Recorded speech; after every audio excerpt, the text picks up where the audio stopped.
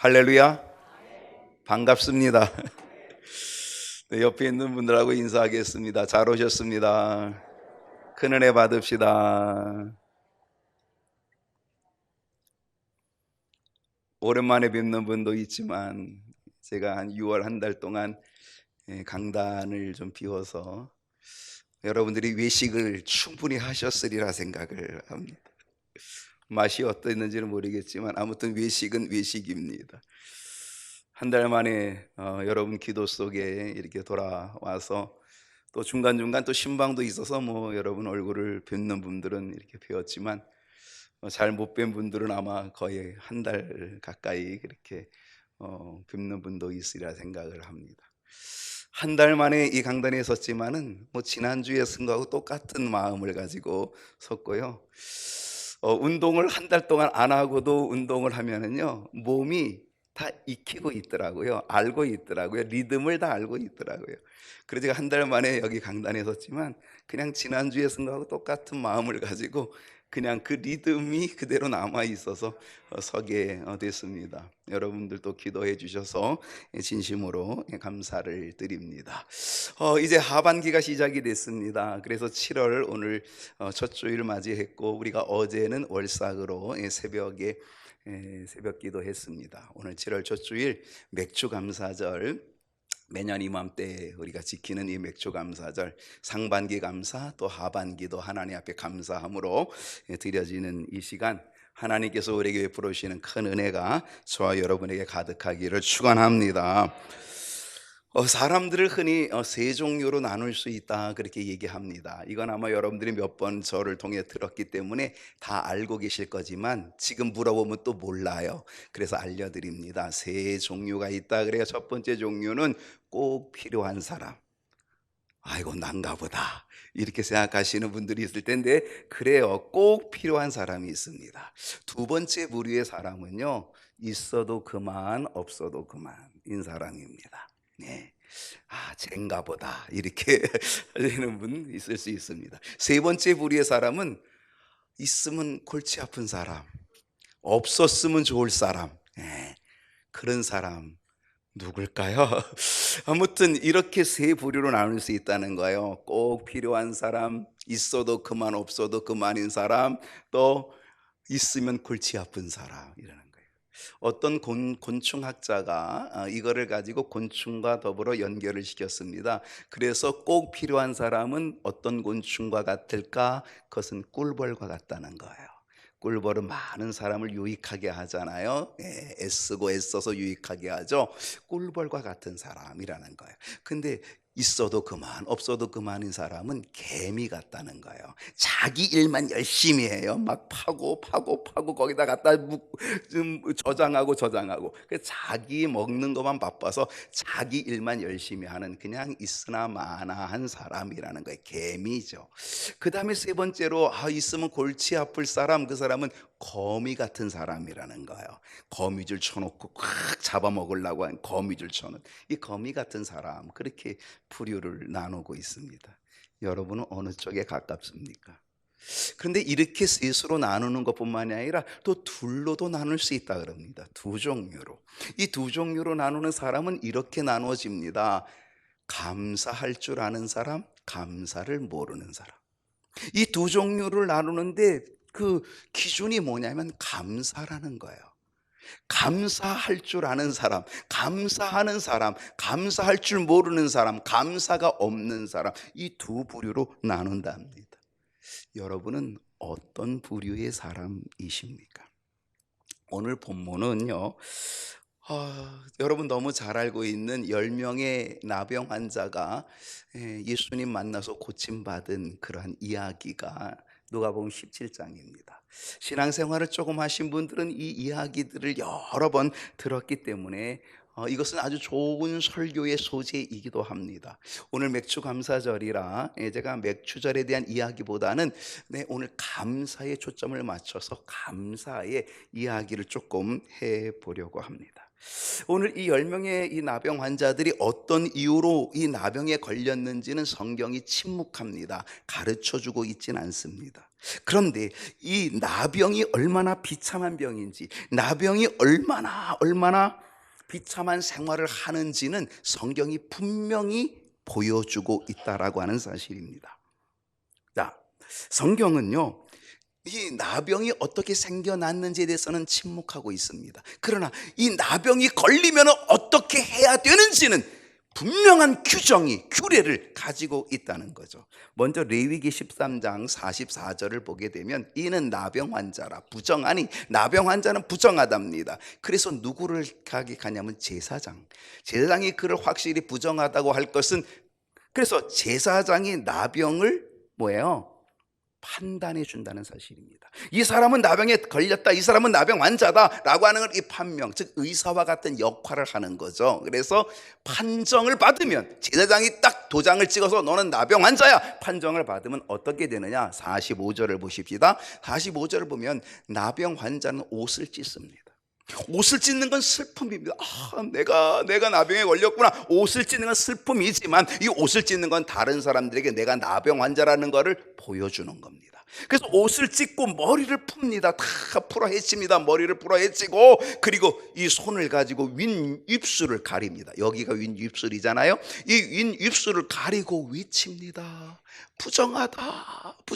나는 부정한 사람이다. 나 나병 환자야. 부정한 사람이야. 나에게 오면 안 돼. 나에게 오면은 너희도 전염될 수 있어. 그러니까 나에게 오지 마. 그리고 부정하다고 자기를 알려야 합니다. 그게 나병 환자가 해야 될 일입니다. 여러분, 이거 얼마나 힘들고 얼마나 이건 비참합니까? 근데 이거 비참한 정도가 아닙니다. 이게 비참한 정도가 아니라 나병 환자는요, 민수기 5장 2절에 보게 되면 이렇게 말합니다. 이스라엘 자손에게 명령하여 모든 나병 환자와 유출증 있는 자와 주검으로 부정된 자를 다 어떻게 하라 그랬어요? 진영 밖으로 내보내요. 쫓아내라는 겁니다. 그러니까 그들은 성 안에 살 수 없습니다. 성 밖으로 다 쫓겨납니다. 그래서 그들은 따로 삽니다. 그들이 먹을 것은요, 낮에 들어와서 구걸해서 먹기도 합니다. 그 구걸할 때는 항상 이래야 돼요. 옷을 찢고 머리 풀어 헤치고 부정하다. 그래서 멀리서 음식을 던져주면 그거 가지고 가서 먹어야 되는 겁니다. 때로는 식구들이 또 가서 놓기만 하면은 또 그냥 가서 그걸 가져다가 그들끼리 먹는 거예요. 그러니까 집안에서 생활하지 못합니다. 성 안에 생활 못합니다. 성 밖에 쫓겨나서 생활할 수밖에 없는 그런 삶을 평생을 살다가 나병은 이게 문드러져서 이게 다 살이 썩어 들어가서 결국은 죽게 되는 게 나병입니다. 얼마나 불쌍합니까? 그 당시 나병은 이거는 저주의 병이다라고 그렇게 낙인이 찍혀 있는 그 병이 바로 나병이었다는 사실입니다. 오늘 이 말씀에 등장하고 있는 이 10명의 나병 환자들은 다 바로 그 질병을 가지고 있는 그런 사람들이었다는 겁니다. 얼마나 비참하고 얼마나 불쌍한 겁니까? 근데 놀라운 것은 바로 이 10명의 나병 환자들이 예수님을 만났다는 사실입니다. 예수님 만나기를 축복합니다. 예수님 만났다는 겁니다. 여러분, 은혜가 뭔지 아십니까? 은혜가 뭔지 아십니까? 은혜는요, 한번 따라 합시다. 은혜는 예수님을 만나는 거다. 여러분, 은혜는 뭐냐면 예수님 만나는 겁니다. 여러분, 예수님 만나셨습니까? 그게 은혜입니다. 은혜 받은 겁니다. 예수님 못 만났으면 은혜가 없는 겁니다. 은혜 못 받은 겁니다. 은혜는 예수님 만나는 겁니다. 그들은 정말 비참한 처지에 있습니다. 그 비참한 환경과 비참한 처지에 있지만 정말 그들에게 놀라운 일은 예수님을 만났다는 사실입니다. 은혜를 얻을 수 있는 기회가 왔다는 것입니다. 그들이 예수님을 만나니까 그들이 뭐라고 외쳤냐면요, 13절을 보게 되면 이렇게 외쳤습니다. 소리를 높여 이르되 예수 선생님이요. 간단한 게 아닙니다. 소리를 높였다는 겁니다. 목이 터져라 외친 겁니다. 예수 선생님이요, 우리를 불쌍히 여겨주소서. 여러분, 예수님 만날 때 우리가 가져야 될 자세가 이 자세인 줄로 믿습니다. 저는 여러분이 예수님 만날 때 이 자세만 있다면 정말 놀라운 주님의 은혜를 모두 다 얻게 될 줄로 믿습니다. 오늘 이 자세가 없는 거예요. 이 부르짖음이 없는 거예요. 너무 양반이에요. 너무 느긋해요. 팔짱 끼고 있어요. 뭐 해줄려면 해주고 말려면 말고. 그거는요, 은혜가 없다는 사실입니다.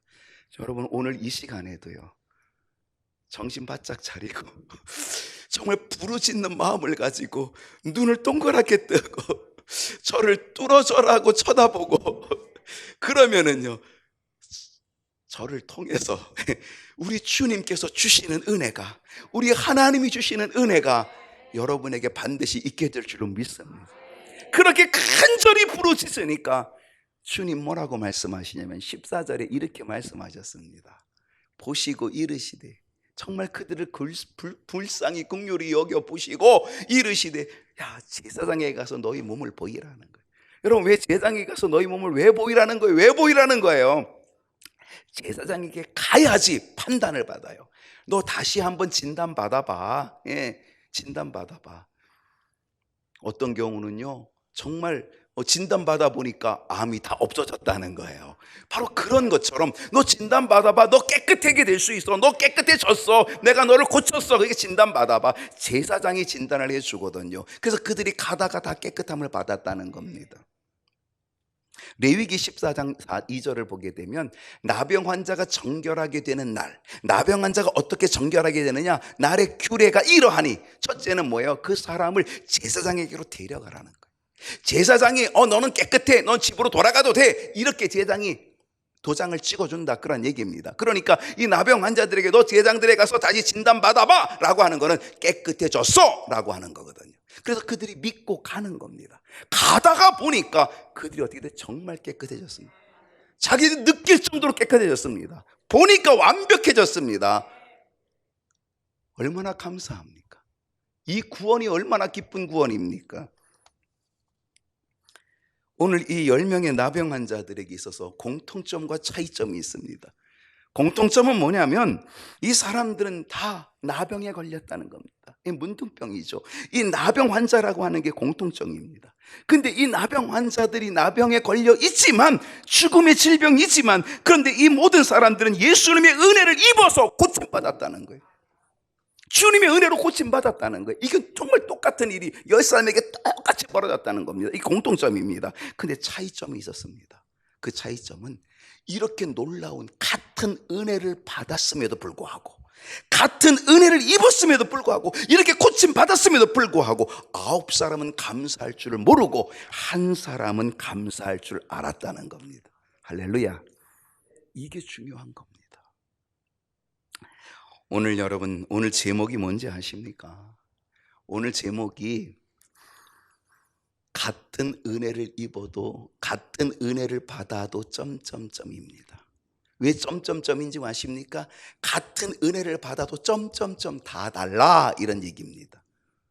같은 은혜를 받았으면 다 같은 감사가 일어나야 되는데, 같은 은혜를 받았는데도 불구하고 점점점 다르다는 거예요. 어떤 사람은 은혜를 감사할 줄 알고, 어떤 사람은 은혜를 입었는데, 똑같이 은혜를 입었는데도 감사할 줄 모른다는 거죠. 오늘 이 은혜를 여러분과 함께 좀 나누고자 합니다. 오늘 2가지 부류예요. 2가지 부류의 사람이 있다 그랬습니다. 첫 번째 뭡니까? 같은 은혜를 입고도, 오늘 첫 번째는 같은 은혜를 입고도 감사할 줄을 모르는 사람입니다. 불치의 병으로 여겨졌던 이 나병에서 고침받았다면요, 여러분 어떻습니까? 만약에 여러분이 이 불치의 질병에서 고침받았다면 여러분은 어떨 것 같아요? 어떨 것 같아요? 감사가 아니라 내 전 재산을 드려도 아까울 게 없겠다라고 그런 마음 가질 수 있지 않겠습니까? 내가 죽을 병인데 거기서 건진받았으니 전 재산을 바쳐도 나는 정말, 전 재산을 드려도 나는 정말 감사하다, 이런 마음 갖지 않겠습니까? 그런데 이 9사람들은요, 이 놀라운 은혜를 입었음에도 불구하고 감사 없이 도망쳐버린 거예요. 가버리고 말았다는 겁니다. 왜 그들이 가버렸을까요? 아마 그들은 가버린 이유가 있을 것입니다. 나름대로 이유가 있을 것입니다. 여러분요, 사람들은요, 나름대로 다 이유가 있어요. 핑계 없는 무덤 없습니다. 이유가 다 있다니까요. 이유는 갖다 붙이기만 하면 다 이유가 될 수 있다는 사실입니다. 저는 그 이유가 뭘까 이렇게 한번 추론해 봅니다. 먼저 추론해 볼 수 있는 것은 심리적인 면입니다. 환자들이 가지고 있는 대표적인 특징 중에 하나가 분노입니다. 분노. 질병의 강도에 따라서 그 질병이 정말 더 어렵고 강할수록 그 마음에 큰 분노가 점점 일어나게 된다라고 하는 것입니다. 엘리사벳 키블러부스라고 하는 그러한 분이 있습니다. 그분은 질병에 대해서 연구를 했는데 그 질병에 걸린 사람이 그 질병에 걸리고 죽을 때까지의 심리 상태를 연구한 겁니다. 그분에 의하면 사람이 불치병이 발병했을 때의 그 첫 번째 단계의 심적인 단계는 뭐냐면 첫 번째는 부정이라는 거예요. 설마 그럴 리 없어. 안 받아들이는 거예요. 부정한다는 거죠. 그럴 리가 없어. 그럴 리가 없어. 이건 오진일 거야. 그럴 리가 없어. 라고 한다는 겁니다. 그래서 의사의 진단을 믿지 않습니다. 그래서 어떻게 합니까? 이 병원도 가보고 저 병원도 가봅니다. 그런데 다 똑같은 얘기를 합니다. 그러면 어떻게 돼요? 그 다음에는 불치병이 확실하게 나타나면 부정의 단계가 분노의 단계로 바뀌는 겁니다. 분노가 와! 분노가 일어납니다. 왜 하필 나야? 왜 하필 나냐 말이야? 라고 하는 분노의 단계가 일어나게 된다는 거예요.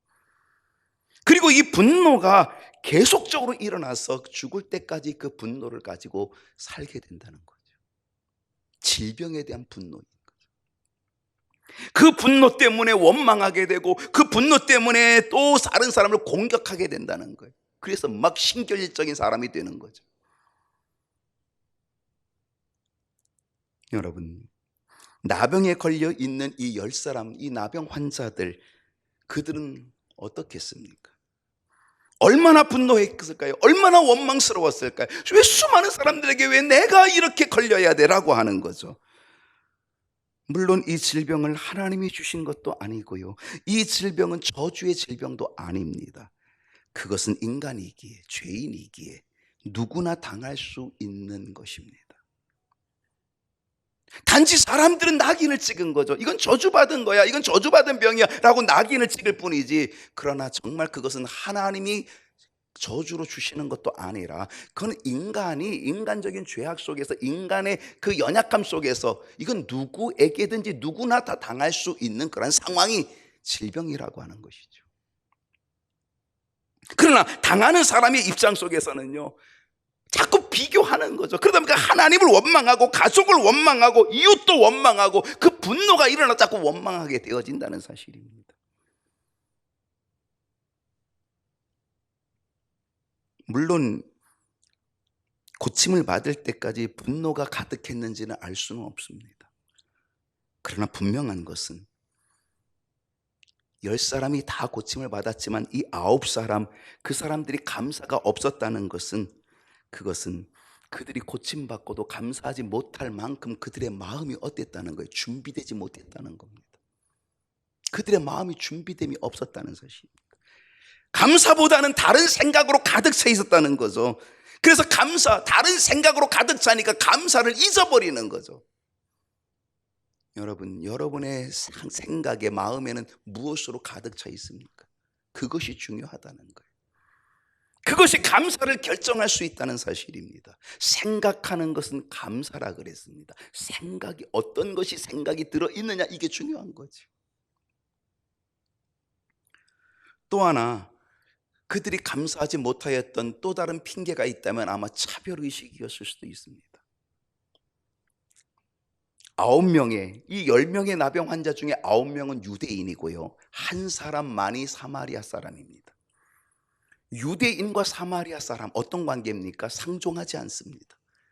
이 유대인들은 사마리아 사람들을 멸시합니다. 무시합니다. 왜? 자기들의 혈통을 배반했다는 거죠. 사마리아 사람들은 반쪽 유대인입니다. 혼혈 민족입니다. 아수르의 침략 속에 아수르 사람들과 통혼을 하고 결혼을 하고, 그래서 거기에 자식을 낳아서 혼혈아가 되었습니다. 그러니까 정통 유대인들은 선민의식을 가지고 있는 그들은, 택한 백성이라고 하는 그들은 뭐예요? 유대인의 혈통을 자랑하는 거죠. 그런데 너희들이 우리의 혈통을 배반했어? 그래서 그들을 무시하고 그들을 멸시했다는 거죠. 그게 바로 사마리아 사람들입니다. 그러니까 사마리아 사람들인 이들과 또 더더욱 이방인과 사마리아 사람 이들은 유대인이 아니라는 것 때문에 그들을 어떻게 했어요? 그들을 부정하게 여겨서 그들을 가까이 하지 않았다는 거죠. 그러니까 감사하고 싶어도 나는 저하고 같이 가기 싫어라고 하는 그런 핑계를 댈 수 있다는 사실입니다. 물론 나병에 걸렸을 때 다 죽을 병에 걸려 있으니까 그때는 뭐 다 유대인이든 사마리아 사람이든 이방인이든 뭐 그때는 별로 따질 것도 없었던 거죠. 그런데 고침을 받고 나니까 이제 생각이 달라진 겁니다. 고침 받고 나니까 나는 유대인이야, 너는 사마리아인이야, 사마리아 사람이야 라고 그를 상종치도 않는 거죠. 그러니까 내가 가는 그 길 나 안 가, 그렇게 핑계할 수 있겠죠. 아마 또 다른 핑계거리가 있다고 한다면 아마 이런 생각을 했을 겁니다. 아유, 감사는 나중에 해도 돼, 뭐 얼마든지 기회가 있어, 얼마든지 시간이 있어 라고 그렇게 핑계하면서 아마 감사를 뒤로 밀어놨을 수도 있을지 모르겠습니다. 어쨌든 그들은 여러 가지 이유로 9사람들은 주님께 오지 않았다는 거죠. 감사하러 오지 않았다는 사실입니다. 어떤 이유를 대더라도 그들의 행동이 옳았느냐, 그건 결코 옳지 않았다는 것이 사실이죠. 바로 감사하지 않는 사람들의 특징이 바로 이렇습니다. 핑계는 냅니다. 이유는 많습니다. 그런데 정말 감사를 하지 못한다는 겁니다. 왜 그럴까요? 그건 바로 자기 중심적인 생각 때문에 그렇습니다. 그 마음속에 일어나는 분노, 기분 나빴던 감정, 바로 이런 것들이죠. 그래서 나는 이게 감사 생각을 잘 못하는 거죠. 그러다가 어떻게 해요? 뭐 감사하긴 하지요, 뭐 이렇게 합니다. 감사해요, 감사하긴 하지요. 그러면서 또 하나 꼭 붙이는 게 있습니다. 그런데요 라고 하는 겁니다. 그런데요 라고 하는 핑계이죠. 여러분, 우리는 어떤 환경과 어떤 상황에도 내 감정이 어떤 것이 일어난다 할지라도 거기에 핑계를 대서는 안 된다는 사실입니다. 주님은 그걸 원하지 않는다는 거예요. 사도 바울이요, 영적인 아들 디모데에게 가르쳐준 아주 좋은 메시지가 하나 있습니다. 그것이 뭐냐면 마지막 때에 말세에 일어날 특징을 알려줬습니다. 말세에는 어떤 현상이 일어날지를 이 디모데에게 가르쳐준 것이 있습니다. 그것이 디모데후서 3장 2절 말씀인데, 마지막 때에 말세에는 이런 징조가 나타난다는 거예요. 사람들이 자기를 사랑한대요. 자기를 사랑한대요.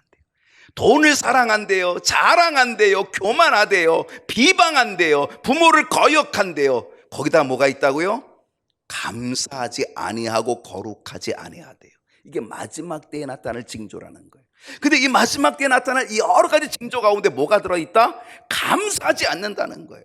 그러니까 이 땅에 감사가 메마르고 감사가 없기 시작하게 되어지는 것, 그것은 뭐다? 이거는 마지막 때가 되었다는 징조다라고 하는 것을 우리는 깨달으면 되는 거죠. 오늘 이 세상이 점점 각박해지면서 감사가 잃어버려지고 있다는 사실입니다. 또 다른 것은요, 누가복음 18장 11절을 보게 되면 바리새인들은요 이렇게 감사합니다. 근데 이게 진정한 감사일까요? 바리새인들은 서서 따로 기도합니다. 나는 구별된 자야, 나는 바리새 구별된 자야, 이렇게 하면서 따로 기도합니다. 하나님이여, 나는 다른 사람들 저들과 난 다릅니다. 나는 저들과 다릅니다. 저들 죄인들과는 다릅니다. 저들 제대로 된 사람들과는 제대로 안 된 사람들하고 나는 다르다라는 거는, 나는 저들과 달라요. 토색도 뿌리도 간음도 하지 아니한 것 나는, 그리고 이 세리와도 같지 아니한 것 나는 감사합니다. 여러분, 정말 여기서 그 감사가 무슨 감사입니까? 뭐 감사예요? 진정한 감사입니까? 진정한 감사가 느껴집니까? 여기서 말하는 이 감사는 뭐예요? 자기 의의를 과시하는 거죠. 자기 의의를 드러내는 거죠. 이것은 감사를 흉내내는 것이고요, 다른 사람과 비교해서 자신의 의의를 드러내고자 하는 것밖에 안 된다는 사실입니다.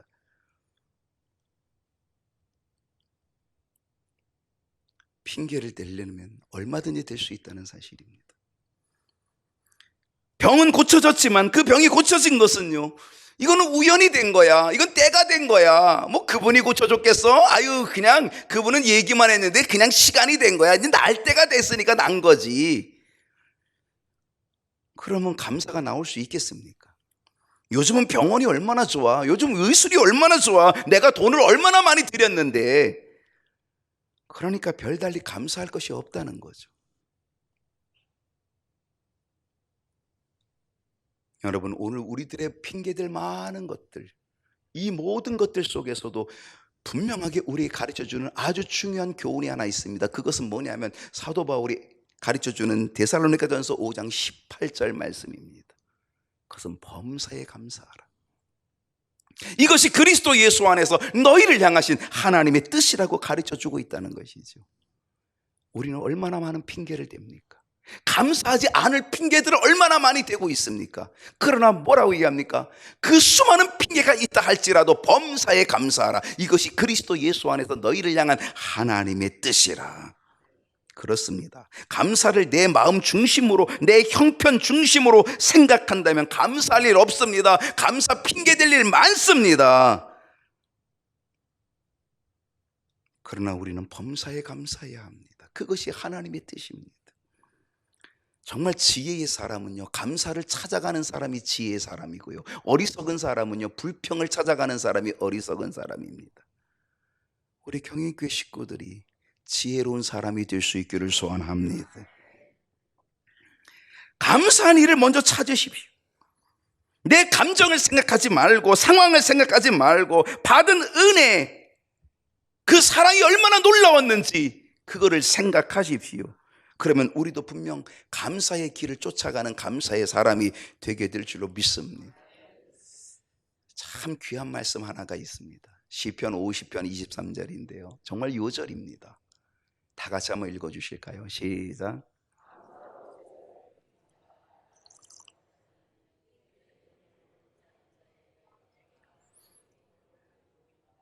오늘 이 예배가 감사로 드리는 제사가 되기를 원합니다. 여러분, 정말 우리가 하나님 앞에 감사로 예배하면, 감사로 제사를 드리면 하나님이 영광을 받으십니다. 하나님을 영화롭게 하는 일이 되고 하나님이 영광을 받으십니다. 그러면 영광을 받으시는 그 하나님께서 우리들의 감사의 예배를 인정해 주십니다. 그 행위를 옳다라고 인정해 주십니다. 그 행위를 잘했다라고 칭찬해 주십니다. 그리고 나서 칭찬해 주시는 하나님은 그 사람에게 하나님의 구원을 보여주실 줄로 믿습니다. 이건 놀라운 진리입니다. 놀라운 말씀입니다. 오늘 여러분이 이 말씀을 굳게 붙잡으십시오. 오늘 여러분 이 예배가 정말 하나님께 감사로 드리는 예배가 되십시오. 그래서 하나님이 영광을 받으시고 하나님을 영화롭게 하는 예배를 만들어내십시오. 하나님은 여러분의 행위를 인정해 주십니다. 옳다고 말씀해 주십니다. 그러면 반드시 하나님께서 여러분에게 구원을 허락하여 주실 줄로 믿습니다. 약속입니다. 두 번째의 사람은요, 같은 은혜를 받아도 감사할 줄 아는 사람입니다. 감사하는 사람입니다. 9사람은 같은 은혜 속에서도 감사하지 못했지만 이 한 사람은 같은 은혜 속에서도 감사하는 사람이었다는 거죠. 그 사람이 누구였습니까? 사마리아 사람이었습니다. 유대인들은요, 이 사마리아 사람을 뭐라고 멸시하냐면 이 은혜를 저버린 놈들, 그리고 멸시합니다. 유대인들은 은혜를 뭐라 그래요? 우리는 택한 백성, 이게 은혜인 거죠. 사실 그건 은혜 맞죠. 예. 하나님의 택한 백성, 유대인으로 택하여 주신 그 백성, 얼마나 이건 은혜입니까? 근데 너희들은 이 혈통을 배반해 하나님이 주신 은혜를 배반해, 너희들은 은혜를 배반한 놈들이야 라고 하면서 사마리아 사람들을 혈통을 배반했다고 멸시하는 것 아닙니까?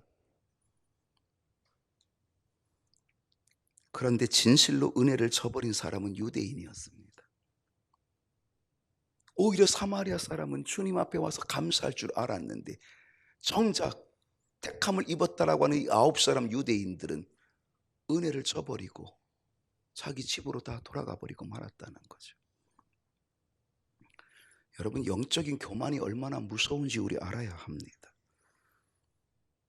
영적인 교만함, 나는 의롭고 너희는 다 나쁜 놈들이야 라고 하는 이 영적인 교만함이 얼마나 무서운지 모릅니다.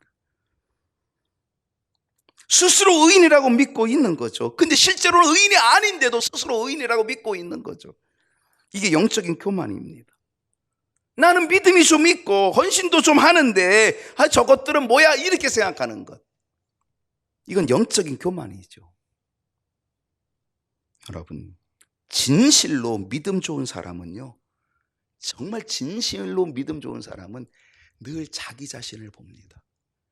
나는 너무 부족해. 나는 너무 부족해. 하나님 앞에 너무 부족해.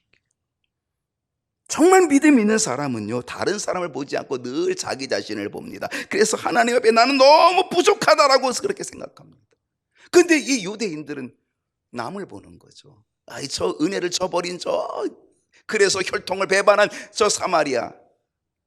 그래서 의인으로 자처하는 이 유대인은 그 교만함으로 그 9사람은 결국 예수님께로 오지 않고 가버리고 말았다는 것입니다. 근데 이 한 사람 사마리아 사람은 주님 앞에 와서 엎드려 절합니다. 정말 주님 앞에 와서 감사로 엎드려 절하였다는 사실입니다. 여기서 주님께 찾아와서 감사를 드렸다는 이 감사는 카라에서 유래한 말인데요, 이 카라는 실제로 물질을 드리면서 감사한 것이 아니라 기쁨과 감격에 겨워서 감사를 드렸다는 말에서 유래된 겁니다. 사실 그때에 그 나병 환자로 고침받은 그들이 가진 게 뭐가 있겠어요? 늘 얻어먹은 사람들이 뭐가 가진 게 아무것도 없죠. 그럼에도 불구하고 뭐예요? 그 마음, 그 감격의 마음, 그 감사의 마음, 그거를 가지고 와서 주님 앞에 꿇어 엎드려 감사를 드렸다는 것입니다. 주님이 그 감사를 진정으로 받으신 겁니다. 물질이 아니었습니다. 그 마음이었고요, 그를 찾아온 그의 모습이었다는 사실이죠. 그 꿇어 엎드린 그 모습, 그 감사, 그거를 주님이 진정으로 받아주셨다라고 하는 사실입니다. 그걸 보신 거죠. 아마 9사람은 이랬을지 몰라요. 우리가 감사하러 가긴 가야 되는데 우리가 빈손이니까 물질 좀 가지고 가자, 그리고 나중에 가겠다라고 생각했을지 모릅니다. 근데 그 사람은 끝내 돌아오지 않았습니다. 그러나 이 사람은 가진 것 아무것도 없지만 정말 고쳐주셨다라고 하는 것, 이것 때문에 감사해서, 고침받았다라고 하는 것 감사해서 그 감격을 가지고 가서 무릎 꿇고 감사했다는 거죠. 주님이 그 감사를 받아주신 줄로 믿습니다.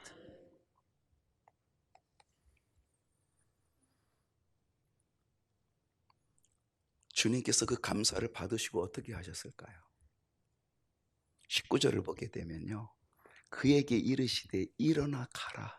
꿇어 엎드려 감사하는 그에게 일어나 가라.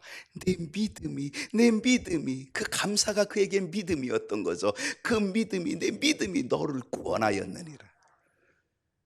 여러분, 진정한 구원은요, 육적으로 고침받는 구원뿐 아니라 영적으로 구원받아야 될 줄로 믿습니다. 여러분, 이 도망간 9사람들은요, 육적인 구원은 받았습니다. 치료는 얻었습니다. 그러나 영적인 구원을 얻지 못했습니다. 근데 이 사마리아, 멸시받은 이 사마리아 사람은요, 육적으로도 구원받을 뿐 아니라 주님 앞에 감사했더니 영적인 구원도 주신 줄로 믿습니다. 이게 바로 전인적인 구원이고 이게 구원의 완성 아니겠습니까? 완벽한 구원을 받게 됐다는 거죠. 육적으로나 영적으로나 다 구원받게 됐다는 거죠. 감사할 줄 아는 사람에겐 더 큰 감사거리가 있게 될 줄로 믿습니다. 별빛을 감사하면 달빛을 주시고, 달빛을 감사하면 햇빛을 주시고, 햇빛을 감사하면 하나님의 영광의 빛, 해보다 강한 하나님의 영광의 빛을 우리에게 허락해 주실 줄로 믿습니다.